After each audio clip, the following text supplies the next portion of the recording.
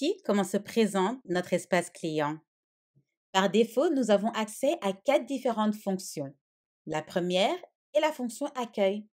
Via l'accueil, nous pouvons éventuellement accéder aux tâches en cours ou encore envoyer un message. Nous avons également la fonction message.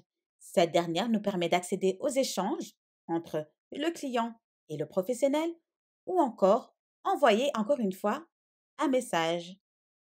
Nous avons également accès à la fonction comptabilité. Cette dernière reprend tout document comptable partagé. Vous avez, comme dernière fonction par défaut, la fonction fichier. Cette dernière reprend tout fichier partagé.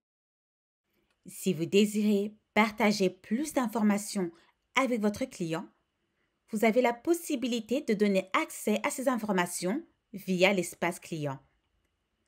Ces informations seront reprises dans la section Accueil. Sur notre gauche, nous remarquons que nous avons accès à plus de fonctionnalités. Nous allons nous concentrer sur les documents comptables. Pour pouvoir y accéder, il nous faut nous rendre sur la fonction Comptabilité. Nous pouvons ainsi accéder au devis envoyé. Le document partagé permettra au client d'approuver le devis de manière rapide. Si vous avez sélectionné l'option Approuver par ligne, le client pourra ainsi approuver ou encore refuser les éléments qu'il désire.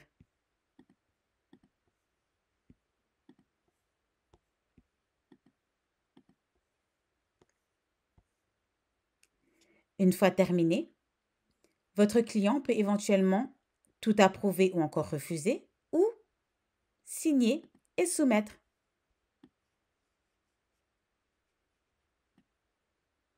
Une fois terminé, il suffit de sauvegarder le document.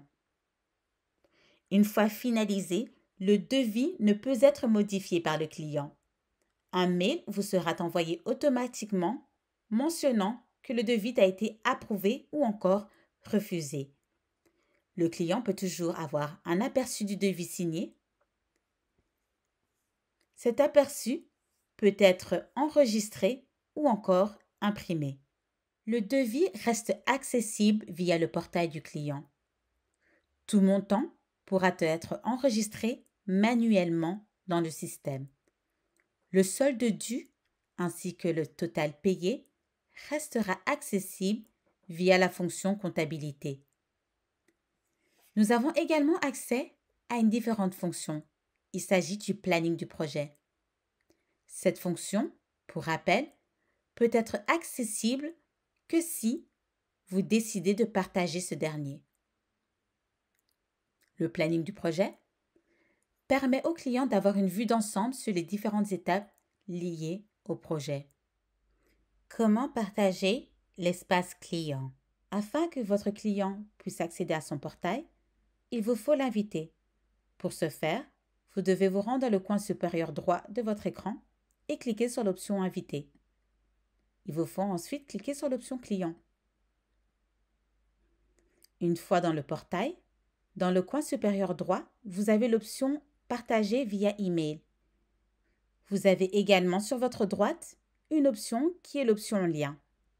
Il s'agit de 2 manières différentes de pouvoir partager l'espace client. Pour envoyer l'option via mail, il vous suffit de sélectionner l'option email. Vous pouvez également cocher les différentes cases reprenant les informations qui peuvent être visibles ou pas par le client. Il vous suffit ensuite de garder l'adresse mail, d'ajouter une personne que vous désirez mettre en copie si vous le désirez, l'objet et ensuite ajouter votre message.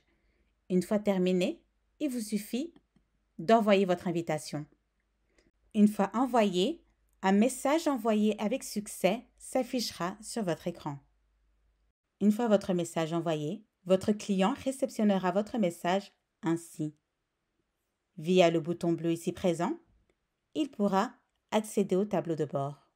Comme mentionné, vous avez pour deuxième option de partager l'espace client via un lien. Il vous suffit de sélectionner l'option Lien, de cocher les différentes informations que vous voulez rendre visibles aux yeux du client et ensuite copiez le lien. Ce lien peut être envoyé par message. Suite à notre formation, vous êtes désormais équipé afin d'utiliser l'outil Clipper. Pour rappel, nous restons à votre disposition pour toute question supplémentaire. Merci de votre écoute.